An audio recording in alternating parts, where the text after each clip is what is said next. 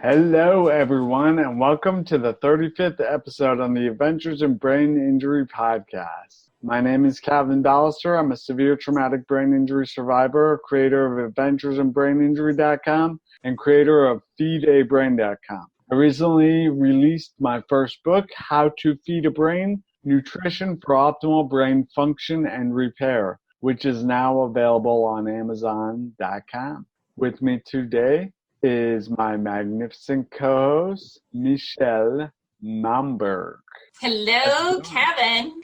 Good morning. This episode is brought to you by Revive Treatment Centers of America, a multidisciplinary neurorehabilitation center that's located in Denver, Colorado. And they specialize in neurorehabilitation, in brain optimization, in neurodegenerative conditions, and autoimmunity, and even thyroid conditions. You can check them out at revivecenters.net.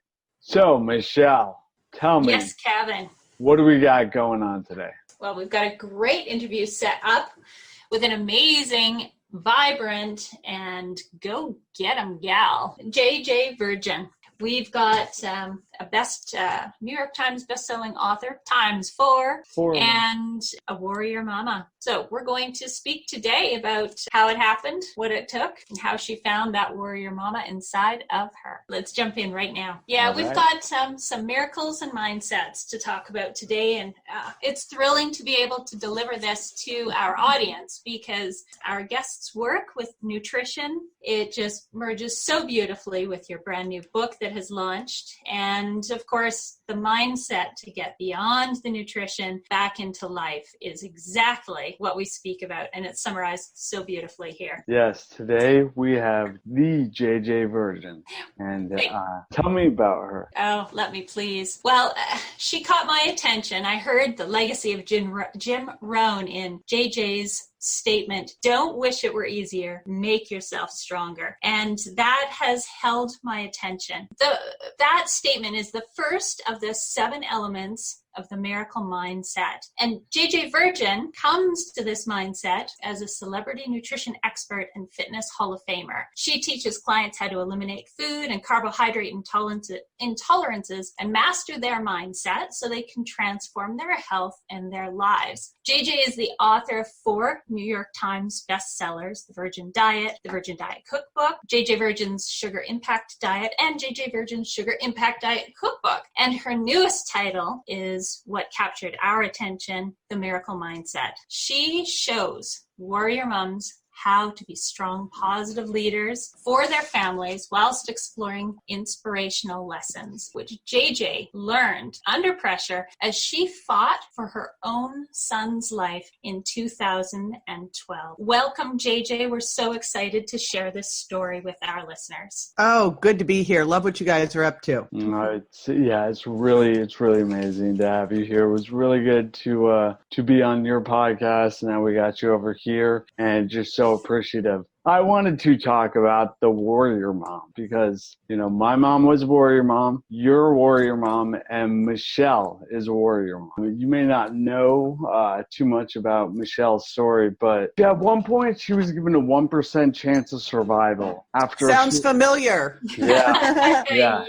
So she had a grand mal seizure. She was seizing in the ambulance, and she was given, they were trying to give her anti-seizure meds, but couldn't get it, and they ended up trying to get anti-seizure meds into her by going for her carotid artery, and they punctured it, and she bled out. Just like nightmare of things that went down. And then, so all that's to say that Michelle is a miracle and a warrior, and we're going to talk about like when the warrior mother is the one who's in trouble. That's a big deal as well. Warrior moms aren't allowed to get in trouble.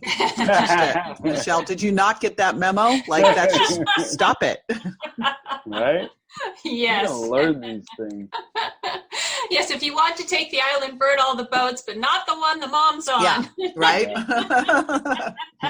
I learned that early on when my kids were babies and I got like a horrible flu and I'm like, oh, we can't get sick. It's Like, so this doesn't true. work. It's Nothing so stops just because we're sick, you know? It's so true. Yes. Well, and I have to say thank you at the very outset, JJ, because reading The Miracle Mindset brought me through the last 7 years of my trauma, the first brain injury and the second brain injury. And your words really helped to float my boat once again. So thank you. And thank you, yes, for being here. And let us talk about making one's self stronger, being present. First, let me back up. Let's set the stage. Okay. Tell me about yourself, JJ, and then about your son. Well, that's a pretty broad question there. Where would you like me to start? We'll start with what you were doing before.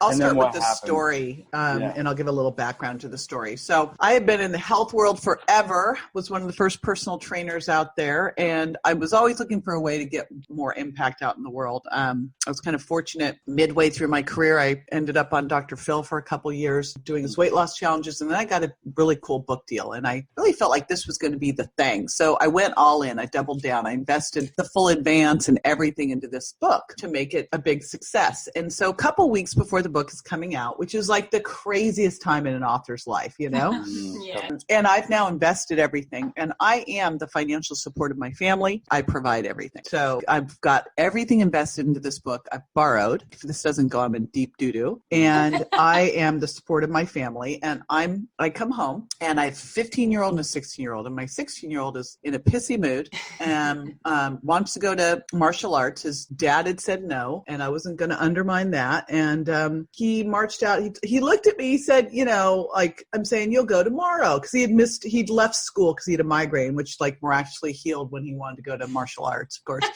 And, you know, you just expect too much of me and blah, blah, blah. And I'm like, babe, you know, I was like, it's one of those things. You're stronger than you think. You have no idea what you're capable of. He goes, I'm not as strong as you think I am. I'm literally having this conversation with him, and he storms out of the house. And the next thing I know, my ex-husband and my other son run into the garage. I'm doing some burst training, and they said Grant's been hit by a car and airlifted to the local hospital. And the only reason this all actually even came to be, it's amazing how everything has to line up perfectly. He'd gone out, stormed out of the house. He had no shoes on. He had no identification. He just out there. The cops later were like, why isn't he wearing shoes? I go, I don't know, teenage boy, you know, like they do weird stuff. So my other son was in the car with my ex-husband, and they saw the scene was just a couple blocks from our house. And they asked the cop what had happened. And the cop looked at Bryce and said a boy was hit. He looked just like him. So we knew it was Grant. The hospital wouldn't tell us any information. We're racing over there. But, you know, if your son's airlifted, it is a bad thing. You know, something is not, you know, it's like, he didn't have a broken leg. And so we are calling my ex-husband's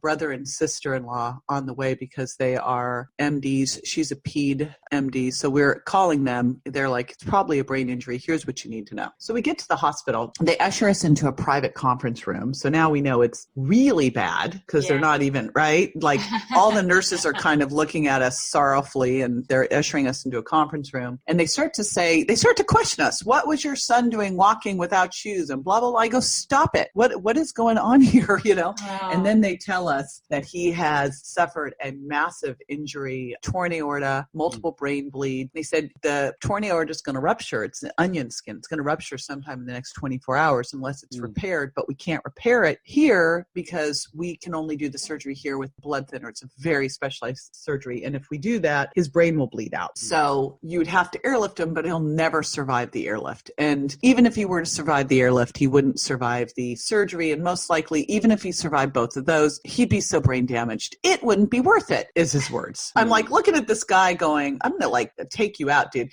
And my other son, my 15-year-old's looking at this guy, and he looks at the doctor. And, you know, all my buddies are docs, and John's whole family, my ex-husband's a med mal trial attorney. Everyone in the family are doctors. So we know that what we're getting here is his best opinion in the moment, but that's all we're getting, his best opinion in the moment. So we're looking at him, Bryce is looking at him and says, so what, like a 0.25% chance he'd make it? And the doctor says, yeah, that sounds about right. And Bryce goes, well, we'll take those odds, right? You know, because I mean, he said later he goes, hey, 0.25% is not zero. I mean, it's like you look at it and go, he's alive. Why on earth would we not fight? Like, who doesn't fight for their kid? He's 16. He's not 80. I understand. We were in Palm Springs. Most of the people coming in would be 80 plus. If you're 80, you're not coming out of this. I mean, this is, but if you're 16, it's amazing how resilient people are. So we overruled the doctor who was very angry with us. Like, we read the medical report later, and this medical report was really, he's like sitting there, I told him not to do this. I'm like, you also told us, I looked at him, I go, he's going to die here for sure, right? And the doctor goes, yes. I go, what? Why the hell would we stay here? Like, why would we stay here? Right? I mean, it's like, I'm thinking, this is not logical. And both Bryce Spurgeon and I, we are very left brain analytical. Like, we're looking at this doctor going, we so don't understand you. So we overrule it. We have no idea. We have to drive to Harbor, UCLA in the middle of the night, not knowing what we're going to face when we get there. Is he going to be alive, or is he, we have no idea. So we're driving to the hospital in the middle of the night. We get there. It is like a scene from a bad Star Wars bar scene movie. It smells. It turns out that Harbor, UCLA is a county hospital, and we go in there and they usher us into a room where it is a completely different situation than where we were at Desert Hospital. There is a man there who was, Dr. Carlos Donaire was the most, he is an angel. He walks up, he goes, are you the mom? Oh. And I say, yeah. He goes, come on, I'm going to show you where we're going to do the surgery. You do not need to worry about this. I do this all the time. I totally got this. Like, I can fix this. Don't worry. Now, all he was trying to do was get me the heck out of the room, because they had in the room. And it turns out what happened was he gets this call at midnight. He assembles 5 surgical teams. He takes the case. When a hospital takes the case, the other hospital relinquishes the case. So it's a big deal, like what he was willing to do. So he agrees to the case. He's one of the few doctors in the country that does this type of surgery. He actually teaches in other hospitals. It's now 12 midnight. He is now going through. He gets the neurosurgical team. He gets the orthopedic team. He gets the pediatric trauma team. He gets the trauma team. And he gets his cardiothoracic team all together. Then he wants a very specific stent that's no longer available. It was part of a study, and it's not supposed to be used for kids. He says, I figured I'd ask for forgiveness. He gets a hold of it. He gets it shipped there. It's arriving at 5 a.m. And so this is what I walk into. This guy, I didn't know any of this at the time. He's like completely nonchalant. I totally have this. Come over here. Let me show you where I'm going to do this, because he's trying to get us out of the room. And he goes, just go wait in the waiting room. I'll come get you later when tell you it's all fine. Thinking, all right, that sounds totally good to me. That's what I'm going to do. I go in the waiting room, and I'm so wired from all of this that I'm literally writing blog posts. And it was so interesting later. Grant said, when you guys were in that waiting room and Dad was in the red shirt, he's like describing all this. He's in a coma. He's in a coma. And I'm like, wow. But the doctor comes back up and says, it's all done. He's fine. Stent's great. Totally repaired. He goes, now I'm just the plumber. I have no idea if he'll ever wake up. That's the neurosurgeon's, not my job. I'm like, oh, great. It's like, yay. Oh no. So we go in to see him, and we're holding, like, there's literally, he has 13 fractures. He has road rash covering a lot of his body, right? And he's got a ventilator on, so the machine's breathing for him. He's got tubes coming out of everywhere, managing the pressure on his brain. Everything's beeping.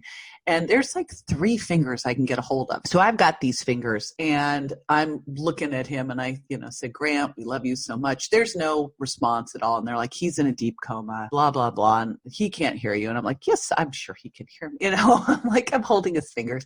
And I said, Grant, your brother Bryce loves you so much. And his little fingers squeeze my fingers. And I'm like, I know he's there. Oh. And then I threw out a name I knew wouldn't matter, and I got no response. And then I said, your girlfriend Mackenzie loves you so much. And he picked my hand off the bed. Oh. And I said, Grant, you are 110%. You do not need to worry about this. You're a warrior. And I'm pulling in all of the best people to help you.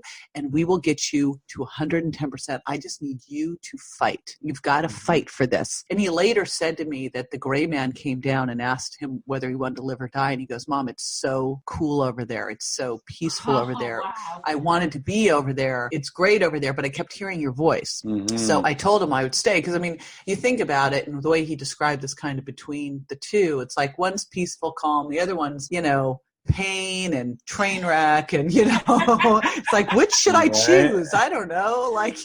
But so he elected to stay, thankfully, multiple times, because there were multiple times that he nearly died. And I've always been fascinated by near-death experiences. I really didn't want to experience it like this. And I've been fascinated by comas, and I've always felt that we get what we expect. And I figured I'd rather aim high, go for 110%, but I knew he could hear me. I just knew it. I knew it, and I could feel him. And he told me afterwards, he described, when I was sitting next to him, he described me talking to him, like I knew it. So I would just manage. People would come in and say, we don't think he'll ever walk again. I'm like, you're out.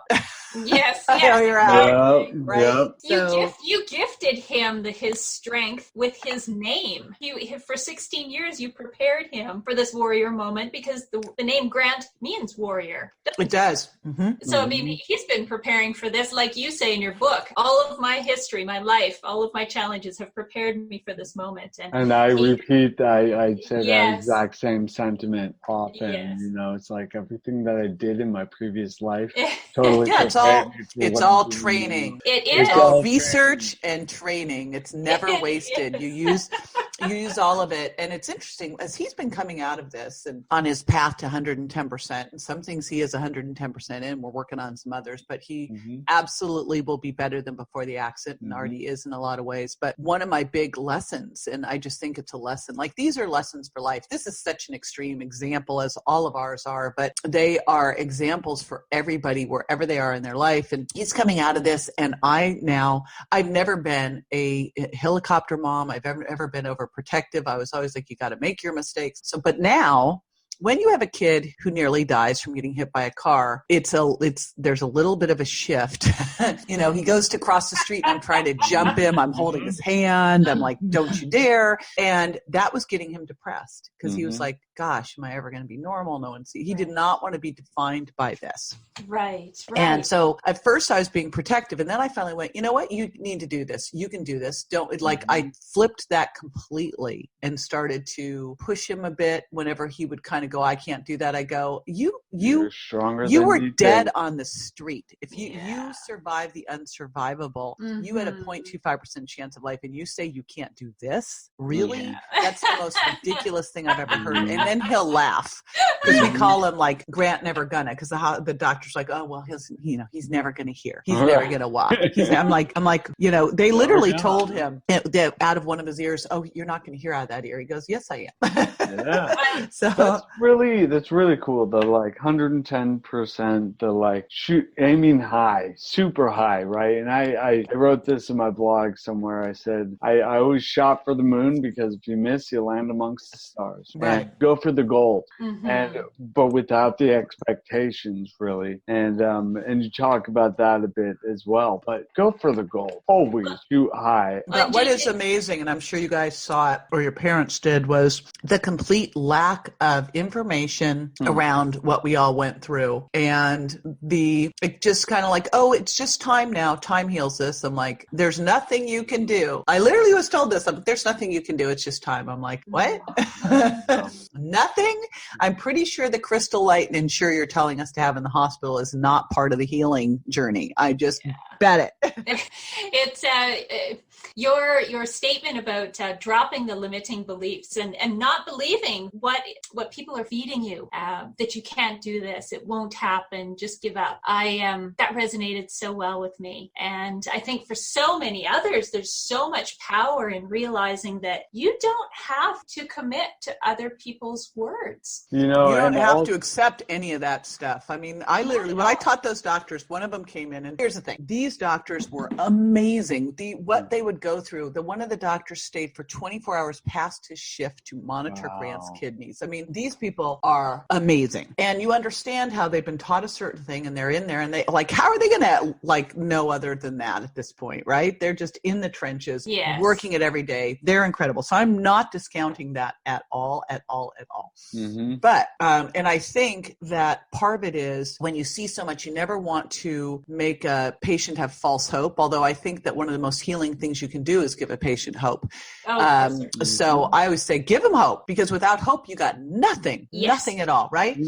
One time I was watching a presentation from Rob Wolf, something about ketones and brain injury. And at one point, I asked a question, told him a bit about my story and how I was afraid to give people false hope because 90% of patients with my type of brain injury never regain consciousness. And it's like, I want to give people like false hope. But as you said, like 0.25% is hope, right? Hey, as long as it's not zero, we're fine. Well, you know, what Rob told me, he said there's no such thing as false hope. No, hope is hope.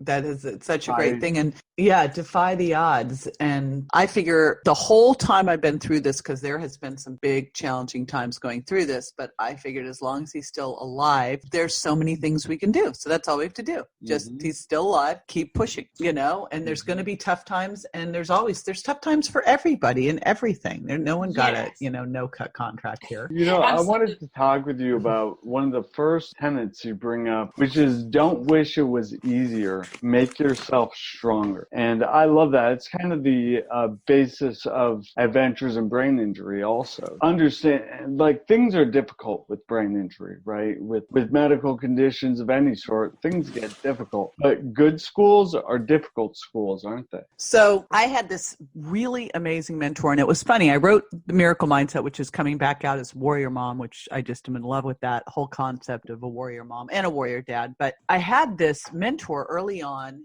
in my life, and I was in my fourth grad school, and we were walking down a beach. I was a personal trainer. She was my client. She was a self-made multimillionaire who literally grew up in a trailer park in Kansas, and she did this all herself. And so we're walking down the beach, and I have tremendous respect for her. And she goes, why are you, so what do you plan to do when you graduate from grad school? And I was at University of Miami. I was studying sports medicine. And I said, no, first she goes, why are you in grad school? And I go, I want to be able to help more people. She goes, great. What are you going to do when you graduate? I said, I'm going to go to doctoral school. She goes, why is that? I go, because I want to help more people. She goes, She goes, and this is someone, she had a high school education. She goes, that doesn't necessarily correlate. And I said, it doesn't? She goes, no. Like, you can go get a ton of school. Doesn't mean you're going to help people. She says, but I can teach you how to create impact for millions of people. I'm like, really? She goes, yeah, I'll mentor you. And so I literally sold my business, my personal training business, moved into her house. Go.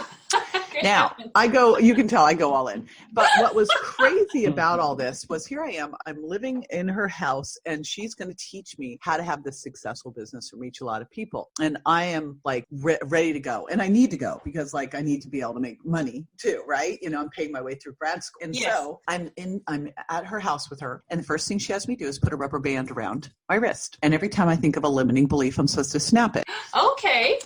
Well, okay, but I'm looking at her going, when are you going to teach me how to do this, how to have a successful business and reach more people? And I'm like, why am I snapping a rubber band? And then she said, it's like, and everything seemed to be like such a roadblock and hard. And she goes, first of all, snap your wrist for that one, right? But don't wish it was the Jim Rohn quote. Don't wish it was easier, make yourself better. And I just flipped it to stronger. And what I realized later, I wrote the Miracle Mindset Warrior Mom book and got through this whole thing with Grant that's, never ending, but life is never ending. And there are always challenges. And people were saying, how did you do this? How were you so strong? How?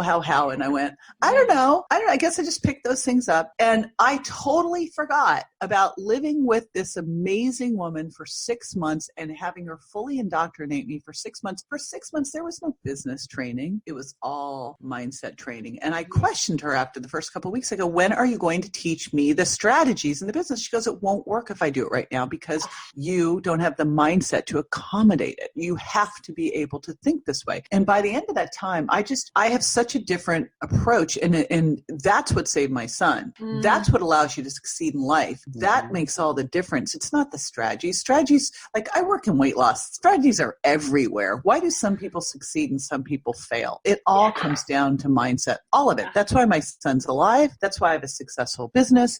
That's why you guys are alive. And the cool thing is, it doesn't matter what's your income level, what's your ethnicity, where you live, because mindset is something you can learn at any age, any place, and it's free. That's what's so cool. The biggest differentiator has nothing to do with, your background, your race, your religion. It's absolutely something you can learn, and it will change your life, and it will save lives. And so where do our listeners start, JJ? Well, the book's got all of that in there. And what was so interesting is I just walked through. I did not know, it became so much a part of my life to manage my environment. It just was who I was, like sitting in the hospital. I remember these orthopedic surgeons coming in telling me that, around Grant, they were standing next to Grant with his crushed heel, and they go, "This is a game changer injury. We're just trying to get him to be able to walk again." I politely removed them from the room. I said, "Listen, thank you. Yes. He's an athlete. I want to know what you would do if Kobe Bryant was in that bed, because I'm pretty sure you wouldn't be saying this to him." I love it. I go, "And if you can't behave that way with him, then you are not the right doctors here, and I'm going to go find someone else." Yes.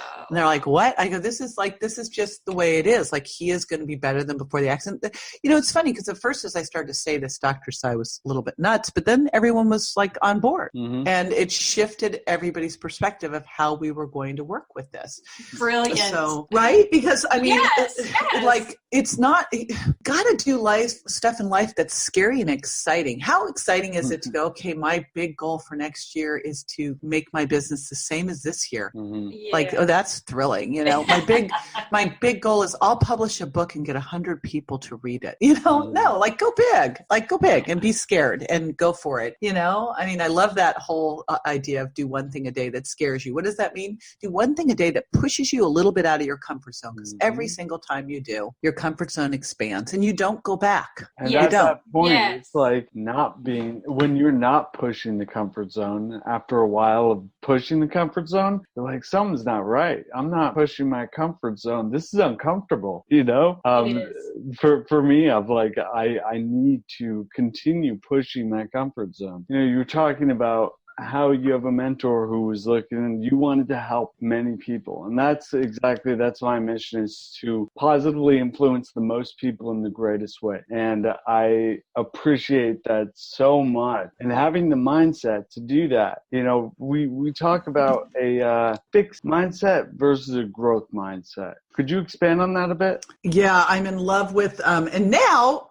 I am blanking on her name, the Stanford gal, the professor who came up with the whole growth mindset concept. And you know the difference. We can spot them out. Fixed mindset, it's the difference between a victor and a victim. In a fixed mindset, everything's beyond your control. Life happens to you, not by you or through you. And in a growth mindset, it's all really up to you. Like, you really define what's going to happen to you. You take personal responsibility for your life, for your health, which is a through line for my business. You really can create those big expectations and go get what you expect. You are always pushing the envelope, expanding your comfort zone. Which one do you want to be in, right? And it's like, obviously, exactly. B, we choose B. So, but it turns out, and again, I go back to, it is totally in your control. If you right now went, I think maybe I was in a fixed mindset there, being a victim. And you can hear this with people. Like, I hear this, I go, wait a minute, you just I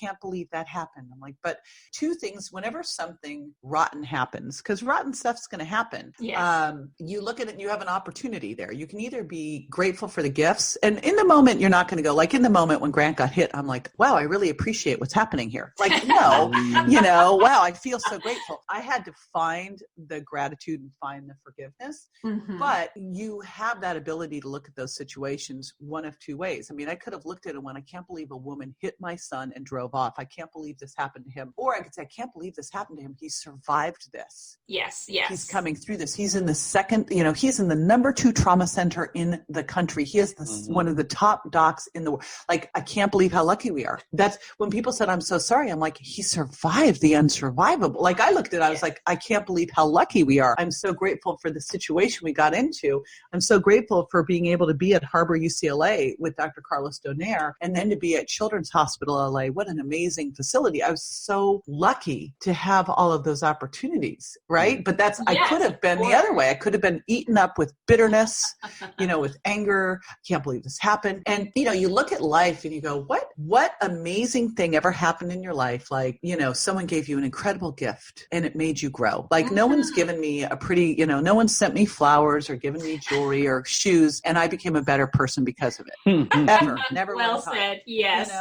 But life hands you these challenging moments, and I think they're defining moments. Which way are you going to go? Are you going to be a victor? Are you going to be a victim? Yes. And if you decide to take it and go, what's the lesson here? And again, in the moment, hey, you might be freaking out, everything else, but the faster you can move from freak out to gratitude and forgiveness, the better off you're going to be. In fact, there was great forgiveness research. Again, I think it was Toussaint who did this forgiveness research. As he's doing this forgiveness research, finding out that people who forgive and forgive quickly are so much more resilient. They don't have the bad effects from the situations. They grow from them. They're happier because of it, blah, blah, blah. His mother gets murdered in this whole situation. He's doing all this research. His mother gets murdered. In 24 hours, he forgives the murderer.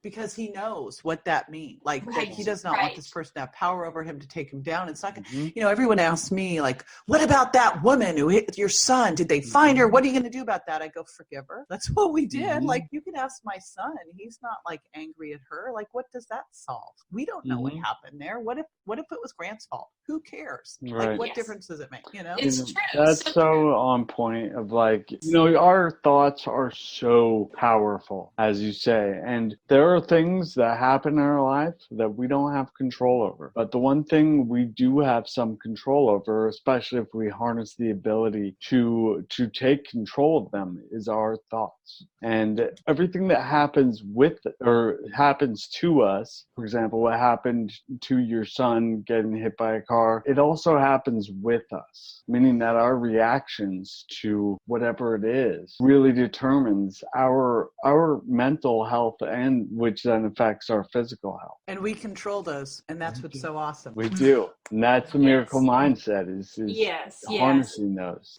Well, and you had a beautiful quote in the book, JJ, from Joseph Campbell: participate joyfully in the sorrows of the world. Because as you say, they're going to arrive. We cannot cure the world of sorrow, but we can choose to live in the joy. And you talk about letting go of the anger and resentment.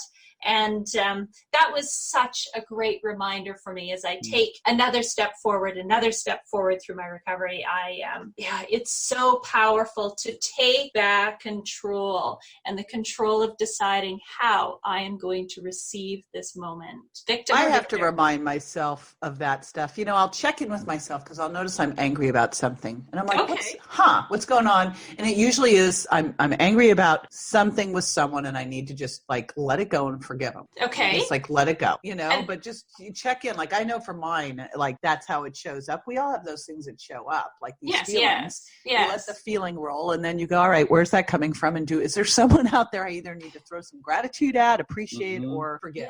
Yeah. And so do you have a process for that, or you simply draw yourself into that moment, become present, and feel what needs to be done? It's interesting. I've got a girlfriend who's amazing, Dr. Joan Rosenberg. Do you guys know Joan? I do not. No.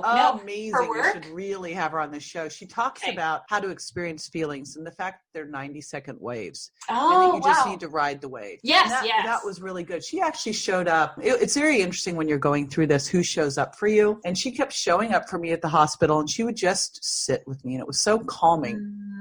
But she talks about just riding that wave and recognizing it, looking at it and riding it. And you're like, oh, and it's just not in 90 seconds. Come on. Like we can ride that. Like that's it, whether it's fear, anxiety, like that's it, riding it through. Now, what I've done, there's a couple techniques that I use. Number one, do you guys know Nick Ortner? Yes, of course. So I love Nick and Alex and Jessica Ortner of the Tapping Solution. They're just amazing, amazing humans and people I've gotten to be good friends with. I feel very fortunate about that. But tapping is incredible for helping you if you are feeling, anxiety and stress. Oh my gosh, tapping can lower cortisol by as much as 27%. So tapping is one big one that I would highly recommend. I have something that I do that I think has really helped me. And I think the big thing is to find the things that work for you, whether for my son, Grant, meditation has been a lifesaver for him. I keep trying to get him into tapping. He's like, he wants his meditation. I'm like, that's fine. You found something something. He meditates, does art, and does gardening, gets into the dirt with it. And that's Brilliant. enough. And exercise. For me, I get up in the morning, I write down at least 3 things I'm grateful for, write it down. At night, it's like, what are the 3 small wins that day? Because, we tend to always live in what's next, not what's now. Mm-hmm. Yes. Right? It's very easy. I tend to always go there. I'm always focused on what's going on next. And I forget. Like someone will go, okay, what were the great things that happened over the last couple of months? And I go, nothing great happened. And then all of a sudden you look, you go, I remember I was at a mastermind meeting and they go, write down 3 big things that happened to you over the last 6 months. I'm sitting there going, God, nothing happened. Well, I launched my 4th New York Times bestselling book and I completely spaced it. Spaced it. I'm like, that is super pathetic. Like that is just ridiculous, right? So you got to be celebrating those wins, and they don't need to be those level wins. I mean, when Grant was in the hospital, it was like he sighed, he fluttered his eyelids. Yeah, well, it's all squeezed my relative. finger, Yes. any of those types of things. Being present and noticing. I think that's one of your points. You can't course correct standing still, and it was all about being present, and then you're mindful. It is meditative to be in the moment and witnessing what is about you at that moment. Yep, exactly. I wanted to talk. That's one other thing I'm going to just give you. One other little thing. Thank you. So, because it's the jam. Gratitude in the morning, little miracles at night.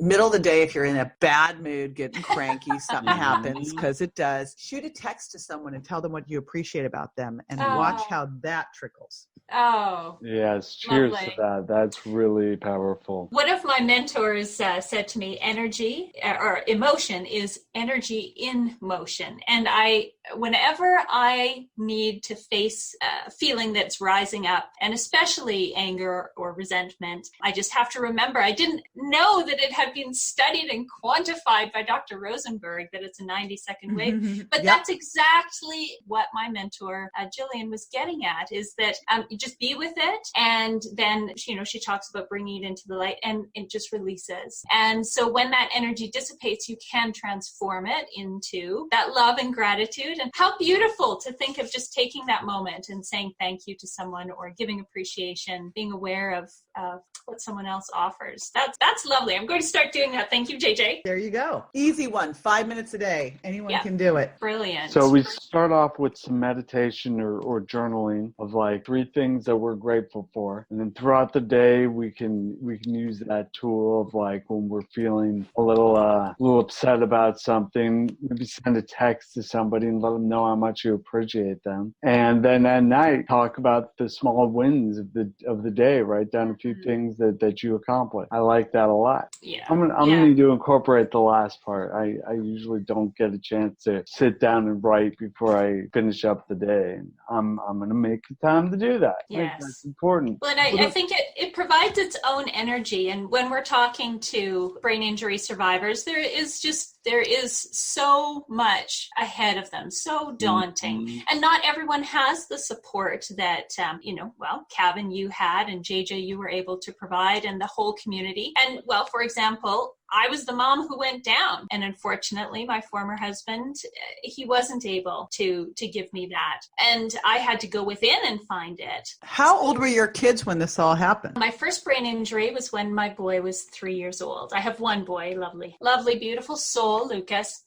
And so then my second brain injury, he was 6. And so it has been a trial. And I do believe, I remember writing down as I was entering my second brain injury, it was from a strep infection. Mm-hmm. And I could feel my brain shutting my body down, the tachycardia, arrhythmia, loss of fine motor control, the vision. I'm watching this all go. My former life, JJ did prepare me for this because I was a ballroom dancer and a private investigator. Kevin, you don't know that part. Mm. Well, there's a weird combo. I know, not at the same time.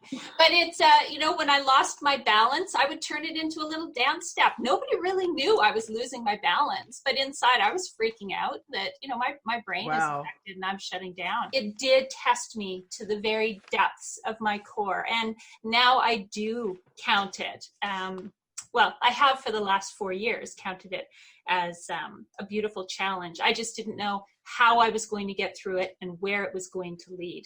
but I'm there. I'm back to the art of being off balance. And, That's good. yes. So I think it's, yeah, I think these challenges are absolutely critical for our growth. And when we do tap into them as a benefit, just small wins, as you say, small wins every day, say thank you, because our listeners are facing such a big hill, in some cases, just mountains to get moving again. I wanted to tackle something for our listeners because many of them have experienced coma or have a loved one who has been in a coma. And you talked a little bit about how Grant had awareness of what you were wearing and what that waiting room looked like while he was in a coma. And my story is my mom actually got my guitar and brought it into the hospital and played Blackbird for me, which is so appropriate, take these broken wings and learn to fly. Yes. And she played that song. And as I was recovering, like basically my left hand was totally flexed inward and I was unable to talk. But as soon as I was able to lift my wrists enough to wrap it around a guitar, that's what I did. And as soon as I could talk, I tried to sing. And the first song I tried to sing and play was Blackbird. Wow. Yeah. Brilliant. So I wanted to, talk about that a bit and talk about the gray man that Grant saw. So could you expand a bit on your thoughts there and your experience? That must have blown you away, JJ. I think the more interesting thing, like John and I were talking to him and he mentioned like John being in a red shirt and then all these different parts of the hospital. We're like looking at him like, what? My big takeaway on all this, and first of all, for anyone listening who hasn't dealt with someone in a coma, it is not like the movie While You Were Sleeping. Oh, geez. So, when someone wakes up, they don't open their eyes and say, I love you. When one of my doctors at the hospital said, when Grant wakes up, it will be ugly. So I thought that he would open his eyes, like yell, and then tell me he loved me. That's what I figured. I was like, okay, maybe he'll like wrestle for a minute and then he'll be fine. That's not how people wake up. But just because they're not fully aware of or able to communicate doesn't mean they're not fully aware. And that's right. I think the bigger takeaway is that, remember that woman, it was a Jill Cole.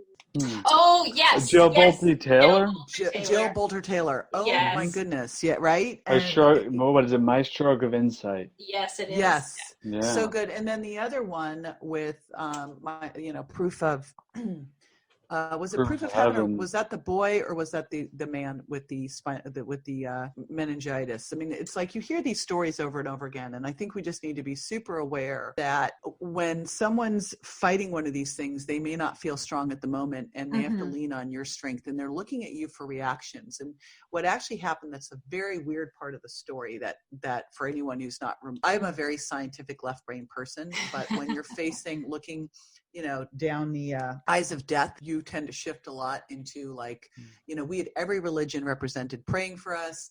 We had, all sorts of stuff. We had scroll scent and holy water. I'm like, bring it on, bring it all on. Yes, of course. And I was like completely shifted to being open to everything, being open to possibility of what was going on. And one of my old clients who really didn't even know I had kids, she might have been aware, but she didn't know how old they were, nothing. She was a client of mine. So she texts me, and I hadn't heard from her in maybe a year or two. And she texts me right after this whole thing happens, like the morning of the surgery. And she said, Grant came to me and wanted me to tell you to not worry about him, but you need to fight for him and be strong. But take care of yourself and don't be worried. And so I was like, I got that. And I'm like going, wait a minute, how did you know? Like, there was no way she would have, how did you know, how'd you know his name? How'd you know any of this stuff? But I think what we have to be really open to is that there's stuff out there we have no idea about. Like there's no way that he should have ever gotten off the pavement. There's every single thing, and there's more things that have happened along the way. He's defied every single one of those things. Why? Who knows why? Was it all of the different people praying, all that collective energy going into him? I don't know. I have no idea. When people ask me what saved him, everything. Was it the fish oil we did in the hospital and the progesterone? Has it been the stem cells and the CBD and the neurofeedback and the hyperbaric? I think the thing that saved him the most is all of us not willing to have any other outcome but the best one for him. And I was totally willing for that best outcome for him to be whatever that was, and there was times when I was writing that book that I didn't know if he was going to survive. And I just have always wanted the best outcome for him, whatever that looks like, Yes. Because you don't know what that is. Well, and I really love what you're saying, because I'm also very left brain, very scientific. And somebody asked me in a Reddit AMA, they were like, has this deepened your spirituality or your belief in God? And I explained, I've always been very scientific, but even from a very left brain scientific perspective, it scientifically, like, there are so many powerful forces amongst us that are not understood by us. And it's been my experience that working with those forces, whatever they are, brings about amazing outcomes, where working against them does the opposite. The mother lode, tapping in to the mother lode. Well, since we don't even really know how we got here, I think it's kind of arrogant for us to make decisions about what could be or couldn't be. To me, I think we should be critically open-minded, like be open to possibility, and go from there. Unless, like, I listen to everything now. I'm open to everything. Yeah. And you never know what's going to help. And we had people drive hours to come sit at Grant's bedside who we didn't know and pray over him. Yes, beautiful. I got to tell you, it made me, what I saw, the community that I saw that came in to support Grant made me want to be, like, I looked at it and went, I need to be a better person. Like, I looked at that and I went, blew my mind. The things people sent to the hospital, what they did. And these were people, again, I didn't know these people. And tell one of the most moving parts, chapters in the book, JJ, was learning to receive. And I teared. I was bawling because you pushed my button. You pushed my button, girlfriend. I've had such a challenge with learning to receive.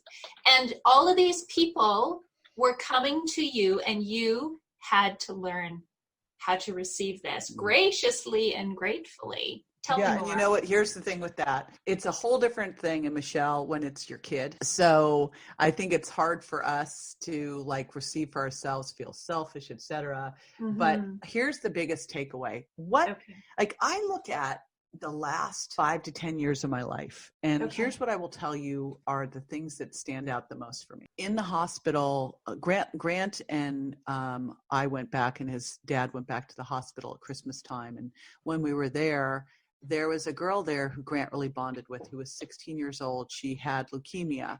Her brother, she was from Guam. Her parents were staying at the Ronald McDonald House. She had 3 sisters back in Guam, and her brother had died of leukemia earlier, and she was there at Children's Hospital. They take all cases. So they were, basically kind of a charity case, as it is, right? No insurance, etc. All she wanted for Christmas was her sisters. I went to her mom and I go, listen, I've got all these airline miles. I'll use my airline miles and I'll fly your daughters in to see your daughter. And she goes, oh my gosh, you can't do that. And I go, yes, I can. I'm a mom. You're a mom. This is what I want to do. Right. So, and here's the reality. I didn't know where Guam was. Do you know where Guam is? I did not know where Guam was. Guam is a far way away. And it turns out that American Airlines doesn't fly to Guam. All right. But I already said I was going to do this. And I'm like, wow. And it's far and it's expensive. And there's 3 of them. And I'm like, yes, a little tiny dot in the ocean. yeah, I was like, well, I said I was doing this. So we did that. And I got to tell you, the sisters flew out, were able to stay with their sister and see her before she died. So last year, I met a guy, Wes Chapman, who has this project called A Human Project, where he grew up in foster care, and he helps kids who are suicidal. And he built a camp for them, and I committed to helping send 10 kids to camp. This last year I got married, and what we did for our wedding was to put it all as a fundraiser for my girlfriend who helps girls in Uganda, not get pregnant, finish school. We raised $100,000 for her. These things.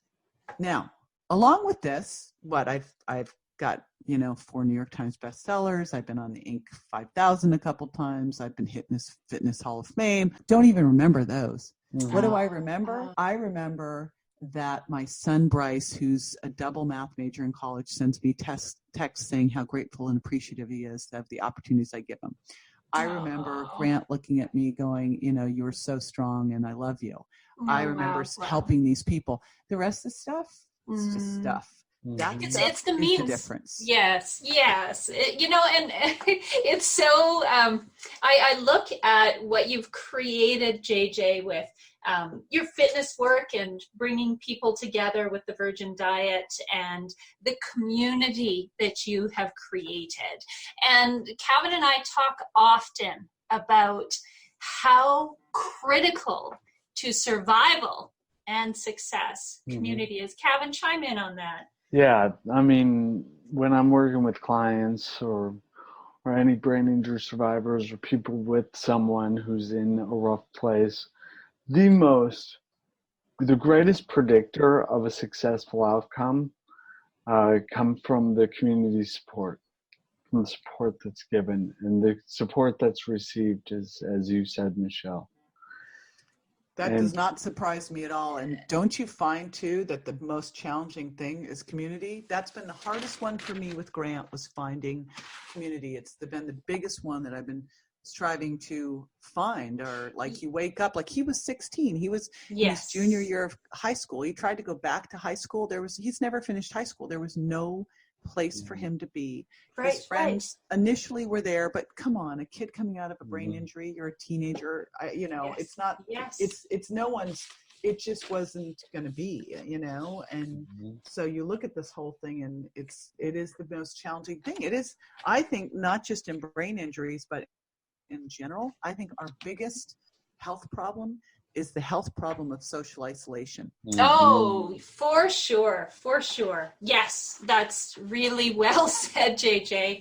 And finding community support when we are faced, and for you, like with me, it's not over in 6 weeks. You don't put the cast on, do your rehab, and then take the cast off, and everything's all better. This is years of rehabilitation and this is a lifetime. You're right. It's a lifetime, and that's what I'm working with 2 amazing doctors, Dr. Mike Lewis and Dr. Dan Engel. Yeah, put together a coaching program for people on this, because what you have to understand when you hit your head, you hurt your brain. You don't have to be in a coma to have a traumatic brain injury.